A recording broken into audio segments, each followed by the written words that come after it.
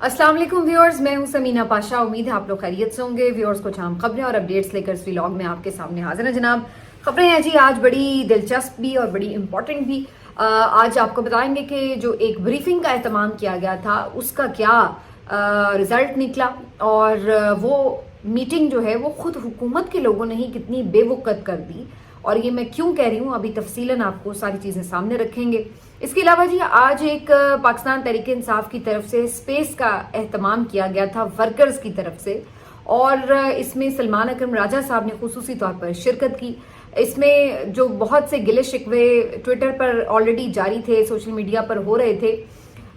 उनको बराह रास्त सलमान अकरम राजा तक पहुंचाया गया और उन्होंने उनके जवाबात भी दिए। लेकिन इसमें बहुत सारी डिबेट जो है वो खुलकर सामने आ चुकी है, और जो सलमान अकरम राजा साहब ने गुफ्तगू की उसके बाद बड़ी तनकीद भी हो रही है, कुछ लोग सपोर्ट भी कर रहे हैं। तो उसका एक ओवरऑल कंप्लीट कॉम्प्रिहेंसिव एनालिसिस जो है वो आपके सामने रखेंगे, अपना पॉइंट ऑफ व्यू भी आपको दूंगी। इसके अलावा आज जुनैद अकबर खान साहब ने हंगू में जो खिताब किया, उन्होंने एक बड़ी खौफनाक बात की। क्या उन्होंने कहा उस पर भी बात करेंगे, और फिर कुछ दीगर चीज़ें भी इसी व्लॉग का हिस्सा होंगी। पहले आपसे रिक्वेस्ट है कि चैनल को सब्सक्राइब कर लें अगर अभी तक सब्सक्राइब नहीं किया। तो सबसे पहले इसी बात का आगाज करते हैं कि जो आज ब्रीफिंग थी, तो ये ब्रीफिंग जो थी इसमें बताया गया था कि डीजी ISPR और अता तारड़ साहब जो हैं वो मुख्तलिफ सियासी जमातों के रहनुमाओं को ब्रीफिंग देंगे, और उसके लिए कल तक तो किसी ने इन्फॉर्म भी नहीं किया, आज बस ऐसे ही फॉर्मली कर दिया गया इन्फॉर्म। उसके बाद PTI ने फैसला किया कि जी हमने नहीं जाना, क्योंकि इसमें कोई हुकूमत की संजीदगी नजर नहीं आ रही। अगर संजीदा कोई काविश करना चाहती है हुकूमत तो जरूरी है कि ऑल पार्टीज कॉन्फ्रेंस बुलाई जाए और उसमें इमरान खान साहब को भी शामिल किया जाए, तो फिर ही उसका कोई हमें नजर आएगा कि हाँ कोई वेटेज है, वाकई कोई सीरियस बात है। वरना तो अगर आपने ऐसे खाना पूरी करनी है तो हम इसमें शिरकत नहीं कर रहे। तो उन्होंने कैटेगोरिकली दो टोक इस पे बात की, जिसको काफी सबने सराहा भी, उनके वर्कर्स ने भी, सोशल मीडिया पर भी इसके ऊपर काफी उन्होंने कहा कि जी ठीक फैसला हुआ है। कुछ लोगों ने ये बात जरूर की जो कि करनी ही थी कि नहीं जी कौमी यकजहती का मुजाहरा करना चाहिए था, ये वो। लेकिन इसके ऊपर चूंकि मैं सैर हासिल ऑलरेडी गुफ्तगू कर चुकी हूँ, तो आप इसको मेरी जो अभी इससे पहले वाली वीडियो इसमें तफसीलन देख सकते हैं कि उनको मैंने भरपूर जवाब दिया है उन लोगों को कि जो ये समझते हैं कि सारा जो कौमी यकजहती का बयानिया बनाना है, जो उसका मैसेज देना है, उसका सारा बोझ जो है वो सिर्फ PTI पर है, और हुकूमत के ऊपर तो जैसे उसका कोई बोझ ही नहीं है। तो ये एक अजीब सा हमारा रवैया है कि जहां पर हम हर चीज सिर्फ PTI से एक्सपेक्ट करते हैं कि उनको मारें भी आप, उनको जुल्म भी करें, उन पे जबर भी करें, और फिर हर दफा वो अच्छे बच्चे बन के आपके साथ बैठ भी जाएं। तो ये ऐसा नहीं होता, एक तरफा तो सिलसिले नहीं चला करते, आपको दोनों तरफ से लचक दिखानी पड़ती है। तो बहरहाल इससे आगे बढ़ते हुए जी ये जो एहतमाम था ब्रीफिंग का, अब चलिए PTI को तो हम मान लेते हैं कि ये तो हैं ही गंदे बच्चे भी, ये तो शामिल नहीं हुए वगैरह वगैरह, लेकिन क्या हुकूमत इस ब्रीफिंग के लिए वाकई संजीदा थी? अगर हुकूमत संजीदा थी तो हुकूमत के तमाम बड़े बड़े रहनुमा वो कहां पर थे? और क्या ये सिर्फ एक हुकूमती जमातों की ब्रीफिंग थी? क्योंकि बज़ाहिर तो इसमें जो अपोजिशन की दीगर जमातें हैं, जिसमें JUIF भी अपोजिशन की जमात है, अख्तर मेंगल साहब भी हैं, और भी जमातें हैं, उनकी भी कोई रिप्रेजेंटेशन नहीं थी। चलिए PTI ने तो मना कर दिया, लेकिन बाकी लोगों को क्या इन्वाइट नहीं किया गया, या उन्होंने आना पसंद नहीं किया, या अगर उनमें से कोई आया तो वो कोई प्रोमिनेंट बंदा तो कम से कम नहीं आया। तो बज़ाहिर ऐसा लगा कि सिर्फ ये जो इत्तेहादी जमातें हैं हुकूमत की, उनको ब्रीफिंग दी गई है। गोया ये इस तरह की सूरत हाल बन गई कि हुकूमत ने हुकूमत को ही ब्रीफिंग दे दी। तो फिर कौमी यकजहती किधर से चली गई? कौमी यकजहती का क्या मतलब है कि आपका हर मकतबा फिक्र, हर सियासी जमात, हर तरह की रिप्रेजेंटेशन जो है वो किसी एक एजेंडे के ऊपर साथ बैठे हुए हैं। तो आप ये एक पैगाम देते हैं दुश्मन को कि देखो जी ये जब मामला आएगा तो हम सब साथ हैं। लेकिन यहाँ क्या है? यहाँ ये है कि जनाब ऑपोजिशन की कोई जमात आपके साथ ही नहीं है, और आप सिर्फ हुकूमती जमात के लोग बैठ गए। अच्छा जी, चलिए मान लिया कि जी आप सिर्फ हुकूमती जमात के लोग ही बैठ के कोई पैगाम दे रहे हैं, तो कम से कम आप ही की कोई सीनियर लीडरशिप बैठ जाए आके, तो तब भी पता लगे कि हाँ जनाब कोई बड़ा अहम मामला है जिसके ऊपर सब सर जोड़ कर बैठे हुए हैं, और जो सीनियर लीडरशिप है उसने उसको वेटेज दिया आके। लेकिन इस ब्रीफिंग में अगर आप देखें तो पता चलता है कि शहबाज शरीफ साहब नहीं हैं, इसमें ख्वाजा आसिफ साहब नहीं हैं, इसमें मियां नवाज शरीफ साहब नहीं हैं। चलिए भी वो अगर वुज़रा हैं, कोई बिजी हैं, कुछ हैं, تو میاں نواز شریف صاحب جو کہ حکمران جماعت کے سربراہ ہیں، ویسے تو وہ منہ سے کوئی کنڈمنیشن نہیں کر رہے تھے، کم از کم بیٹھ تو سکتے ہیں تصویر بنوانے کے لیے کہیں صحیح، لیکن جا کے بیٹھ جاتے، وہ تک نہیں ہے۔ اس کے بعد جی اس میں آپ دیکھیے تو بلاول بھٹو زرداری صاحب نہیں ہیں، مین اتحادی جماعت کے سربراہ ہیں۔ زرداری صاحب تو چلیے صدر ہیں، وہ بھی نہیں ہے۔ ویسے تو ہونا یہ چاہیے تھا کہ ایوان صدر میں، کیونکہ سربراہ مملکت جو ہے وہ آپ کا صدر ہوتا ہے، تو صدر صاحب کوئی آرگنائز کرتے آل پارٹیز کانفرنس، جس میں تمام جو سیاسی جماعتیں ان کو شرکت کی دعوت دیتے، لیکن وہ تو چلیے اب ہوا ہی نہیں۔ تو بہرحال جو ہوا اس میں کوئی آپ کو اس طرح سے سینئر لیڈرشپ ادھر کی بھی نظر نہیں آ رہی، مولانا فضل الرحمان صاحب نظر نہیں آ رہے، ایمل ولی خان صاحب نظر نہیں آ رہے، صرف ایم کیو ایم کے ایک دو لوگ نظر آ رہے ہیں۔ راجہ پرویز اشرف صاحب ہیں پیپلز پارٹی کے، کچھ تصویر میں نے دیکھے عابد شیرلی صاحب ہیں، اس طرح کے کچھ چہرے، پرویز خٹک صاحب جیسے ریلیونٹ لوگ جو ہیں وہ بیٹھے ہوئے ہیں۔ تو اس طرح کی اگر آپ نے خود ہی اپنی بریفنگ کو یہ اہمیت دینی ہے تو پھر باہر دنیا اس کو کیا اہمیت دے گی، صرف یہ بتا دیجئے کہ جب آپ کے ہی حکومت کے بھی بڑے لوگ، اہم چہرے، سینئر لوگ، کرتا دھرتا سیاسی جماعتوں کے سربراہان وہ نہیں اگر بیٹھتے تو پھر باقی کیا رہ جاتا ہے؟ کیونکہ یہاں تو یہ بھی مسئلہ نہیں تھا کہ جی صرف وہ لوگ بیٹھنے تھے جن کو آپ یہ کہیں کہ جی وہ پارلیمنٹیرینز تھے۔ اگر ایسا بھی تھا تو پارلیمنٹیرینز ہی ہیں جن کے نام میں نے گنوائے ہیں آپ کو، تو آپ ان کو بٹھا لیتے، تو وہ تک نہیں بیٹھ رہے، اور صرف آپ نے تنقید کا نشتر چلا دیے کہ جی پی ٹی آئی سنجیدہ نہیں ہوئی، پی ٹی آئی نے اکٹھا میسج نہیں دیا۔ بھائی آپ نے کون سا میسج دیا پہلے یہ تو بتائیے۔ تو بہرحال اس ٹائپ کی ایک بریفنگ تھی، اور اس کے بعد اس میں ظاہر ہے بتا دیا گیا ہوگا کہ جی کیا اس وقت صورتحال ہے آپریشنل تیاریوں کی، جو کہ سب کو بظاہر معلوم ہی ہے کہ اگر کوئی خدا نخواستہ جاریت ہوگی تو ظاہر ہے بھرپور جواب دیا جائے گا، یہی اس عزم کا اظہار بھی کیا گیا۔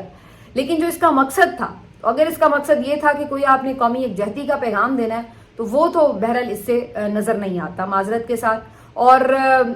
آپ جتنی مرضی میٹنگز کر لیں، جتنے نام میں نے لیے ہیں آپ ان کو بھی بٹھا دیں، پھر بھی ایک حد تک تو اس کی ایک اہمیت ہو سکتی ہے، لیکن اگر آپ مکمل طور پر کہیں کہ نتائج حاصل کرنے ہیں تو سیدھی بات ہے جی وہ قیدی 804 کے بغیر نہیں حاصل ہو سکتے۔ آپ ایک دفعہ اس کو آل پارٹیز کانفرنس میں لانے کا اعلان کریں، پھر اس کے بعد آپ دیکھیں کہ کیا ماحول بنتا ہے ملک کا، وہاں سے آپ کو پتہ چلے گا کہ یہ جو آپ کے باقی لوگ آ رہے ہیں جا رہے ہیں تو یہ ایک فارمیلٹی محسوس ہوتی ہے، لیکن جب وہ اگر آتا ہے تو پھر کس طرح میڈیا کوریج ملتی ہے دنیا بھر میں، اور پاکستان میں لوگوں کا جذبہ کہاں ہوتا ہے، تو پھر آپ کو ایک ڈفرنس جو ہے وہ فیل ہوگا کہ کیا فرق ہوتا ہے ایک جینوئن قیادت میں اور ایک فارم 47 کی قیادت میں۔ تو بہرحال یہ تو رہی بریفنگ کی صورتحال، لیکن اس سے بڑھ کر بھارت اپنے کام کر رہا ہے جی۔ بھارت نے سنتاس معاہدے کی خلاف ورزی کرتے ہوئے بگلیار ڈیم کے دروازے جو ہیں وہ بند کر دیے ہیں، تو اب بھی دہشت گردی کی حد تک تو آپ کہہ سکتے ہیں کہ کام شروع ہو چکا ہے، اور ابھی جنگ جو ہے وہ اس نے پہلے ہی اعلان کر دیا تھا سنتاس معاہدہ ختم کر کے۔ اس کا فوری ایفیکٹ آپ کو شاید ابھی نہ نظر آئے، لیکن آنے والے دنوں میں اگر یہ سلسلہ اسی طرح جاری رہا کہ اپنی مرضی سے وہ پانی چھوڑے، اپنی مرضی سے وہ پانی جو ہے وہ روک دے، تو پھر اس کے اثرات جو ہیں ہماری زراعت پر بھی نظر آ سکتے ہیں آگے چل کر، اس سے ہماری فصلوں کے اوپر بھی ظاہر اثر نظر آئے گا، اور اس کے علاوہ بھی آپ کو شاید خدا نخواستہ بہت زیادہ پانی کی قلت اور خوراک کی قلت کا سامنا کرنا پڑ سکتا ہے۔ تو اس میں وقت تو ہے، اور یہ دیکھنا پڑے گا کہ بھارت کی اسٹریٹجی اس حوالے سے کیا ہوتی ہے، لیکن سوال وہی کہ کیا یہ ہم ایک ری ایکٹیو اسٹریٹجی کے تحت بیٹھے رہیں گے کہ پہلے یہ دیکھتے ہیں کہ یہ کرتا کیا ہے، اس کے بعد ہم دیکھتے ہیں، یا ہم نے اس کے لیے خود سے کوئی اسٹریٹجی بنائی ہے کہ ہم نے اس مسئلے کو ان کی کسی اگریسو اپروچ سے پہلے ہی کہیں اٹھانا ہے اور اس مسئلے کو پہلے سے ہی حل کر کے بھارت کے اوپر دباؤ ڈلوانا ہے۔ تو اس بارے میں مجھے ابھی تک حکومتی طرف سے تو کوئی پلاننگ، کوئی اسٹریٹجی اس طرح کی نظر نہیں آ رہی۔ اعلان ضرور کیا گیا تھا کہ ہم ورلڈ بینک میں بھی اٹھائیں گے اور عالمی عدالت انصاف میں بھی اٹھائیں گے، لیکن اس سلسلے میں کیا پیش رفت ہو رہی ہے وہ ابھی تک کم از کم میرے نالج میں نہیں ہے۔ تو یہ ہے جی صورتحال جو میں نے آپ کو بتائی، جو اس وقت پاکستان اور بھارت کی کشیدگی ہے اس کے حوالے سے۔ اب آ جاتے ہیں جی اس بات کے اوپر کہ آج سلمان اکرم راجہ صاحب جو اسپیس میں آئے تو ان کے ساتھ کارکنان نے کیا کیا اور انہوں نے کارکنان کے ساتھ کیا کیا۔ بیسیکلی سلمان اکرم راجہ صاحب جو ہیں ایک بہت ہی شریف النفس اور بڑے لائل قسم کے اور بڑے پریکٹیکل اپروچ کے حامی، ایک بہت سمجھدار اور بہت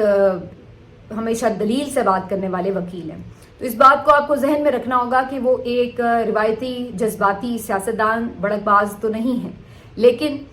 وہ ایک جس کو کہا جائے کہ بہت کیلکولیٹڈ طریقے سے دلائل کے ساتھ بات کرنے والے شخص ہیں. ان کے وفا کے اوپر یا ان کی عمران خان صاحب سے لائلٹی کے اوپر تو ہرگز کوئی مجھے تو کم از کم شک نہیں ہے، لیکن جو ان کی ایز سیاستدان کیپیبلٹی یا کیپیسٹی ہے اس کے اوپر ظاہر بات ہو سکتی ہے، کیونکہ وہ ظاہر ہے ایک کوئی پروفیشنل سیاستدان نہیں ہے، نہ انہوں نے کبھی ساری زندگی سیاست کی ہے. تو اب ایک خاص ماحول میں انہوں نے یہ سوچا کہ انہیں یہ جدوجہد کرنی ہے، تو انہوں نے اس طرف آنے کا سوچا اور اس بیڑا اٹھایا. لیکن آج جو ان کی گفتگو ہے اس کے اوپر کافی طرح کی بات جو ہے وہ ہو رہی ہے اور ریاکشن آ رہا ہے. سلمان اکرم راجہ صاحب سے اصل میں جو ایک سوال تھا جو بار بار کیا جا رہا تھا وہ یہ کہ لاہ عمل کیوں نہیں دیا جا رہا اور عمران خان صاحب کی رہائی کے لیے کیا پیش رفت ہے، قیادت اس سلسلے میں کیا کر رہی ہے. تو کل ملا کے یہی وہ سوال ہیں جو سوشل میڈیا پر اٹھائے بھی جا رہے تھے، اور آج اسی لیے ایک سپیس کا اہتمام بھی کیا گیا جس میں ان سے پوچھا گیا بار بار کہ کیوں جو ہے اس سلسلے میں کوئی اسٹریٹجی اناؤنس نہیں کی جا رہی. تو اس پر جو سلمان اکرم راجہ صاحب کی گفتگو تھی وہ بے حد حقیقت پسندانہ تھی. انہوں نے 100% اپنے جو خدشات کا اظہار کیا وہ درست تھے. ان کا یہ کہنا تھا کہ جی انہیں اس بات کا خدشہ ہے کہ لوگ کم نکلیں گے، اور جو نکلیں گے پھر ان کی کم بختی آ جاتی ہے، وہ گرفتار ہوتے ہیں، ان کے اوپر تشدد ہوتا ہے. اب تو یہ بھی خدشہ ہے کہ گولیاں بھی مار دی جاتی ہیں، لوگ جانوں سے چلے جاتے ہیں. پھر انہوں نے کہا کہ جب یہ کوئی کہتا ہے کہ جی بند کر دیں آپ راستے، تو وہ کہتے ہیں کہ جی اس سے تو پھر کے پی جو ہے اس کا بھی نظام ڈسٹرب ہوگا، کتنے دن ہم بند رکھ سکتے ہیں، وہاں پہ بھی ترسیل اور ہر چیز کی جو ایک رکاوٹ ہے. ظاہر ہے ہر چیز باہر سے کے پی میں بھی جاتی ہے، کے پی سے بھی باقی صوبوں میں جاتی ہے، تو وہ جو آمد و رفت بند ہوگی تو کے پی میں بھی اس کی مشکلات کا سامنا کرنا پڑے گا، چاہے وہ پیٹرول ہو، چاہے وہ فوڈ کی معاملات ہوں اور دیگر چیزیں ہوں. پھر جب ان سے یہ کہا جاتا ہے کہ کیا اڈیالہ کے باہر جائیں، تو وہ کہتے ہیں کہ جی اس بات پہ بھی خدشات موجود ہیں کہ اگر اڈیالہ کے باہر سب جمع ہو جائیں گے تو کسی بات کو بہانہ بنا کر اس کے اوپر بھی جو ہے کوئی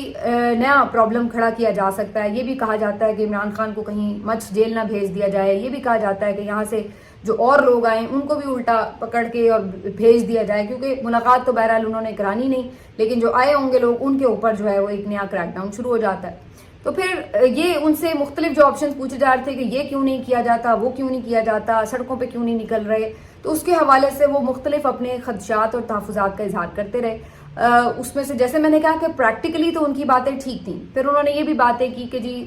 لوگ جو ہیں وہ پہلے نہیں نکلے، اتنی تعداد میں نہیں نکلے جس تعداد میں انقلاب کے لیے چاہیے ہوتے ہیں، اور چاہے وہ اکتوبر کا احتجاج ہو، چاہے وہ 24 سے 26 نومبر کا جو معاملہ رہا وہ احتجاج ہو. تو اس پر بہرحال ایک ڈفرینس آف اوپینین پایا جاتا ہے، کیونکہ لوگ تو وہاں پہ کافی تعداد میں پہنچ گئے تھے. جب 26 نومبر بھی تھا تو بڑی تعداد میں لوگ پہنچ گئے تھے، اور جو صرف میں پی ٹی آئی کے کلیم کرنے والے لوگوں کی بات نہیں کر رہی، جو انڈیپینڈنٹ صحافی وہاں پہ کوریج کر رہے تھے، اسد طور وغیرہ، متی اللہ جان اور باقی لوگ بھی، تو ان کا بھی یہ کہنا تھا کہ ٹھیک ٹھاک کراؤڈ تھا جو وہاں پر پہنچنے میں کامیاب ہو گیا تھا. لیکن پرابلم یہ تھا کہ کوئی ان کو لیڈ کرنے والا نہیں تھا. ڈی چوک میں جب پہلے پہنچے علی امین گنڈا پور لے کر لوگوں کو، تو تب وہ غائب ہوئے اور کچھ قافلے بھی پلٹ گئے تھے. لیکن 26 نومبر کو تو کارکنوں نے علی امین گنڈا پور کو پہلے تو بھاگنے نہیں دیا، لیکن ان کے علاوہ کوئی اور خاص لیڈرشپ وہاں پر موجود نہیں تھی، اور پنجاب سے بھی لیڈرشپ بڑے قافلے لے کر شامل ہونے میں ناکام رہی. البتہ کچھ لوگ اپنے طور پر کوشش کر کے پہنچ گئے، اور ان میں سے کچھ لوگوں کی ایون شہادتیں بھی ہوئیں. تو کہنے کا مقصد یہ تھا کہ اس کے اوپر ٹھیک ہے بحث ہو سکتی ہے کہ کتنے لوگ تھے یا نہیں تھے، لیکن اصل بات یہ کہ جب آپ یہ گلا کرتے ہیں کہ عوام نہیں نکل رہی، کارکن نہیں نکل رہے، تو پھر آپ کو پہلے حساب دینا پڑے گا کہ کارکن یا عوام کم نکلے تو کیا لیڈرشپ پوری تعداد میں نکلی تھی؟ لیڈرشپ تو اتنی تعداد میں بھی نہیں نکلی تھی جتنی کی تعداد پرسنٹیج کے حساب سے عوام نکل آئی تھی. تو یہ اپنی جگہ ایک احتساب ہونا چاہیے تھا کہ جو لوگ نہیں نکلے کیوں نہیں نکل پائے، اور کیوں ان کی جگہ جو ہے وہ لوگ عام وہاں پر پہنچ پائے، اور پھر اس کے بعد جو ہوا وہ ایک بربریت کی داستان تھی. تو بہرحال قصہ مختصر ہی کہ سلمان اکرم راجہ صاحب کی گفتگو پریکٹیکل تو بہت زیادہ ہو سکتی ہے، لیکن ان دی اینڈ مجھے یہ محسوس ہوا کہ ان کی گفتگو سے کارکنوں کو مایوسی ہوئی ہے. کارکن اس نتیجے پہ پہنچے کہ جو وہ یہ سوچ رہے تھے کہ چند ہی دنوں میں ہم دباؤ بڑھائیں گے، لیڈرشپ اعلان کرے گی، کوئی لاہ عمل دے گی، تو ان کو یہ پتا چلا کہ اوہو لیڈرشپ تو بہت زیادہ کیلکولیشنز میں پڑی ہوئی ہے، اور فی الحال تو کوئی جلدی سے امکان نہیں ہے اس بات کا کہ وہ کوئی لاہ عمل دیں گے یا کوئی فوری طور پر کسی اسٹریٹجی کا اناؤنسمنٹ کریں گے. تو مجھے یہ لگا کہ حد سے زیادہ حقیقت پسندی بعض اوقات آپ کو مایوسی کی طرف بھی دھکیل دیتی ہے, اور کچھ ایسی ہی صورتحال جو ہے وہ اس وقت پی ٹی آئی کے کارکنوں اور عمران خان کے ووٹر سپورٹر میں نظر آ رہی تھی, کیونکہ ان کا یہ خیال تھا کہ شاید کچھ آگے بڑھے لیڈرشپ. لیکن آج جو سلمان اکرم راجہ صاحب کی گفتگو تھی اس سے یہ لگا کہ یہ لوگ ابھی تک بھی کسی اسٹریٹجی تک نہیں پہنچے ہیں. اس کے علاوہ جو میں ایک چیز فیل کرتی ہوں وہ یہ کہ جو پی ٹی آئی کی لیڈرشپ ہے وہ جس لیڈر کے پیچھے کھڑی ہے اس لیڈر کا نظریہ کیا ہے, اس لیڈر کی اپروچ کیا ہے. اس لیڈر کا نام ہے عمران خان, اور اس کا جو میں نے دیکھ رکھا ہے اور جو کال اس کا میں نے سن رکھا ہے وہ یہ کہتا ہے کہ وہ جب بھی میدان میں اترتا تھا تو وہ ہار یا ناکامی کے خوف سے بالکل بے نیاز ہو کر اترتا تھا. وہ کبھی بھی کوئی سٹیپ لیتے ہوئے یہ نہیں سوچتا کہ اگر اس میں مجھے ناکامی ہو گئی تو پھر, اگر میں ہار گیا تو پھر. تو جب آپ اتنی کیلکولیشن کرنا شروع ہو جاتے ہیں کہ جناب یہ ہو گیا تو یہ ہو گیا تو یہ ہو گیا, تو پھر تو وہ سٹیپ آپ نہیں لے پاتے. تو عمران خان جس لیڈر کا نام ہے وہ تو کئی اس کی کال, ایسا نہیں کہ عمران خان کو کبھی ناکامی نہیں ملی, ان کی زندگی تو میرا خیال ہے پوری ناکامیوں اور کامیابیوں سے بھری پڑی ہے. تو انہوں نے ابھی سیاسی میدان میں پیچھے نہیں جاتی, کرکٹ کی بات نہیں کرتی, میں باقی چیزوں کی بات نہیں کرتی, لیکن جو سیاسی میدان میں بھی انہوں نے بھی حال ہی میں پچھلے 2-3 سالوں کے اندر لانگ مارچز کی کال دی ہے, انہوں نے بوائیکاٹس کی کال دی ہے, انہوں نے کئی مرتبہ احتجاجوں کی کال دی ہے, کئی دفعہ انہیں پیچھے ہٹنا پڑا, کئی دفعہ مطلوبہ اہداف حاصل نہیں ہو سکے, کئی دفعہ بڑا نقصان ہوا, کئی دفعہ اس طرح کے وارداتیں بھی ہوئیں کہ ان کے اوپر گولیاں چل گئیں, کارکن بھی شہید ہوا, تو یہ سب بھی ہوا. لیکن عمران خان جس لیڈر کا نام ہے وہ ناکامی کی وجہ سے کبھی خوف زدہ ہو کر بیٹھنے یا رکنے والا نہیں ہے. وہ ایک ایسے لیڈر کا نام ہے جو وہ سمجھتا ہے کہ جو آج ناکامی ہو گئی سو ہو گئی, اگلے دن نئے جذبے کے ساتھ اور نئے پلان کے ساتھ ہم نے باہر نکلنا ہے. تو ابھی وہ جیل میں بھی ایون بیٹھا ہوا تھا تو ہر روز اس کے پاس ایک نئی اسٹریٹجی تھی, نیا کارڈ تھا. آپ کو یاد ہوگا کہ ہر روز بتایا جاتا ہے کہ ان کے پاس اب نیا کارڈ ہے, انہوں نے یہ کارڈ چل رہا ہے, انہوں نے یہ کارڈ. وہ اندر بیٹھا بھی ہر روز آپ کو نئی اسٹریٹجی دے رہا ہے, نیا کارڈ دے رہا ہے کہ یہ, اس میں سے ہر کام کامیاب نہیں ہو رہا, لیکن وہ آپ کو انگیج رکھے ہوئے ہے. وہ بتا رہا ہے کہ وہ ہے, اس نے بتا رہا ہے کہ اس کی جدوجہد جاری ہے جیل کے اندر سے بیٹھ کر بھی. لیکن اس سے جب سے سلسلہ منقطع ہوا ہے تو بالکل کلو لیس ہو گئی لیڈرشپ. ان کے پاس اب کچھ کہنے اور بتانے کو نہیں ہے اپنے کارکن کو کہ ہم کیا کرنے جا رہے ہیں. تو بعض اوقات آپ کی جو لیڈرشپ ہے وہ آپ کو لاہ عمل نہ بھی دے تو آپ کو امید ضرور دیتی ہے کہ بھائی اتنے ہم بے بس نہیں ہیں. لیکن جو آج کی گفتگو ہوئی اس سے ایسا لگا کہ کارکن یہ سوچنے پہ مجبور ہو گئے کہ ہم تو بہت ہی بے بس ہو گئے ہیں اور ہمارے پاس تو کرنے کے لیے کچھ ہے نہیں, بچا ہی نہیں ہے. یہ بات درست ہے کہ جو اس وقت ایک رجیم مسلط ہے اور جو ایک بربریت ہے اور جو ظلم ہے وہ میچ لیس ہے. واقعی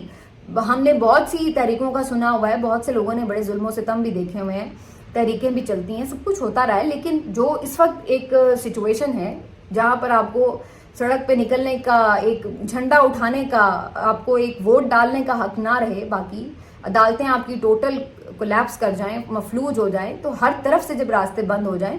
تو یہ واقعی ایک بہت ایکسٹراڈنری سچویشن ہے. لیکن اگین وہی بات ہے کہ جس شخص کے آپ پیروکار ہیں اس کے پاس تو ناکامی کا, مایوسی کا میم بھی نہیں ہے, مایوسی کا اس کے پاس میم بھی نہیں ہے.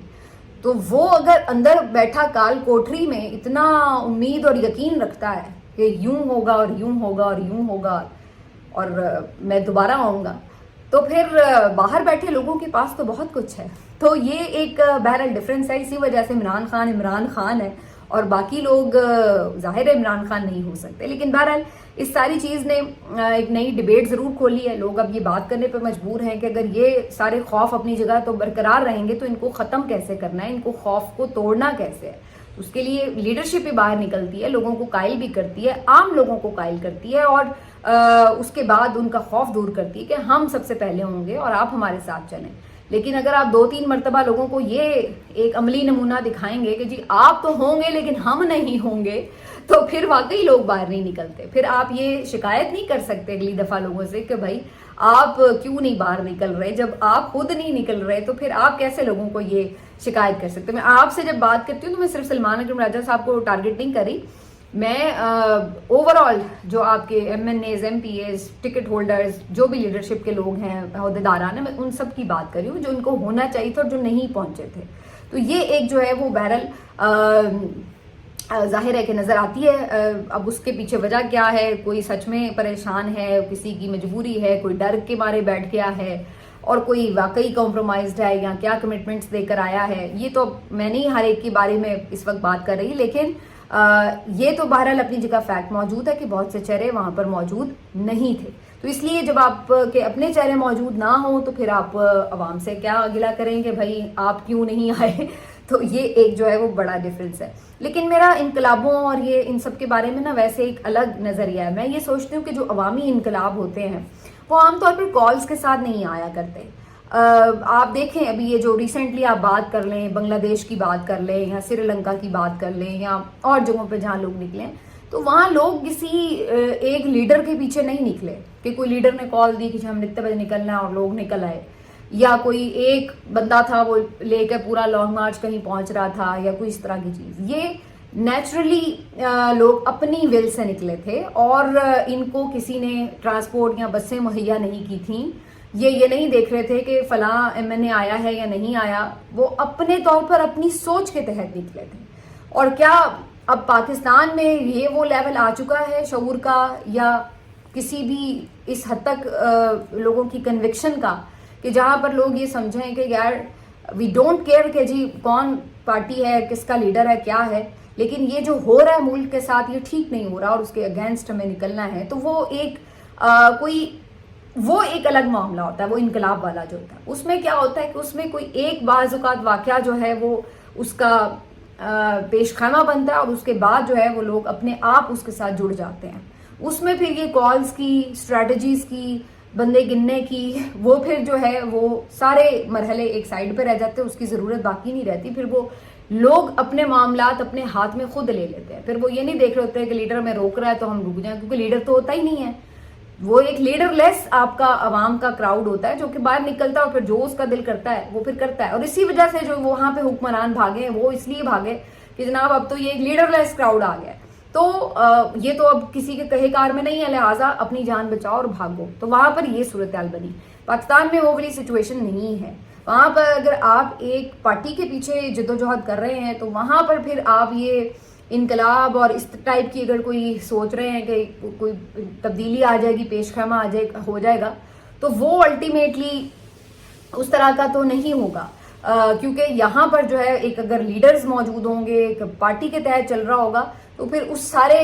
سسٹم کا جو ایک چیلنج کرنے والا کردار ہوگا وہ سارا بوجھ بھی اس پارٹی کے اوپر آ رہا ہوگا. تو بہرحال یہ ایک ڈفرینس ہے. یہ میں نے اپنے اس میں اسٹڈی کے طور پر، ایک انالیسس کے طور پر یہ بات شیئر کی کہ ایک ڈفرینس یہاں پر ہے کہ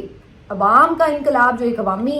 جدوجہد، ایک عوامی آپ سمجھ لیں کہ اسپر آف دا مومنٹ ہوتا ہے اس میں، اور ایک تحریک کی صورت میں جو چیز چل رہی ہوتی ہے اس میں تھوڑا سا آپ کو یہ ڈفرینس نظر آتا ہے. باقی جی ایک آدھ اور خبر تھی. جنید اکبر صاحب جو ہیں وہ بات کر رہے تھے آج، اور انہوں نے یہ بات کی ہنگو میں کہ جناب ہمیں تو تم یہ فائلیں دکھا کر بچوں کو کی دھمکیاں لگا کے ڈرا لیتے ہو، لیکن کل جب معاملہ نوجوانوں کے ہاتھ میں آیا تو کیا کرو گے. تو نوجوانوں کے ہاتھ میں بات آنے کی ہے جو وہ کافی حد تک اس سے ملتی جلتی جو میں بات کر رہی تھی. لیکن دوسری طرف یہ بات دیکھنے کی ہے کہ جنید اکبر خان صاحب جو کہ رکن قومی اسمبلی ہیں، ان کو کیا کوئی دھمکیاں مل رہی ہیں؟ کون ان کو فائلیں دکھا کر یا بچوں کی تصویریں دکھا کر ڈرا رہا ہے، یا ان تک یہ رپورٹ پہنچی ہے کہ لوگوں کو ہراساں کیا جا رہا ہے؟